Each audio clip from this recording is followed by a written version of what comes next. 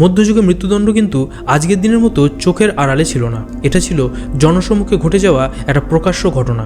শহরের চত্বরে মানুষজন জড়ো হতো ফাঁসি, শিরচ্ছেদ আর বিভিন্ন রকম শাস্তি দেখার জন্য। মধ্যযুগে ইউরোপে এই সমস্ত কিছুই ছিল খুবই সাধারণ বিষয়।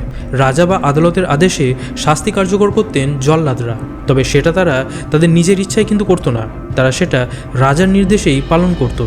তবে সমাজ কিন্তু সেই সমস্ত জল্লাদদের কোনোদিনও স্বাভাবিক রূপে গ্রহণ করতে পারেনি। মানুষ মনে করত যে হাতে রক্ত লেগেছে সেই হাত নাকি অশুভ, যে কারণে কেউ তাদের সঙ্গে খেতে বসতো না, তাদের সাথে বন্ধুত্ব করতো না, এমনকি একই পাড়ায় তাদেরকে বাস করতেও দেওয়া হতো না। অনেক জায়গায় তাদের আলাদাভাবে থাকতে বাধ্য করা হতো। বাজারে গেলে আগে থেকেই সতর্ক করে দেওয়া হতো যাতে অন্যরা দূরে সরে যায়।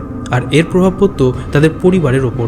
তাদের সন্তানরা অবহেলার শিকার হতো, তারা অন্য পেশায় ঢোকার সুযোগই পেত না, আর এই পেশাকেই তারা বংশানুক্রমে চালিয়ে যেত। দিনের বেলায় এই সমস্ত জল্লাদরা ছিল ভয়ের প্রতীক, আর রাতের বেলায় তারা ছিল নিঃসঙ্গ আর সমাজচ্যুত মানুষ। এই দুর্ব্যবহার মধ্যযুগের ইউরোপের নির্মম বাস্তবতাকে স্পষ্ট করে।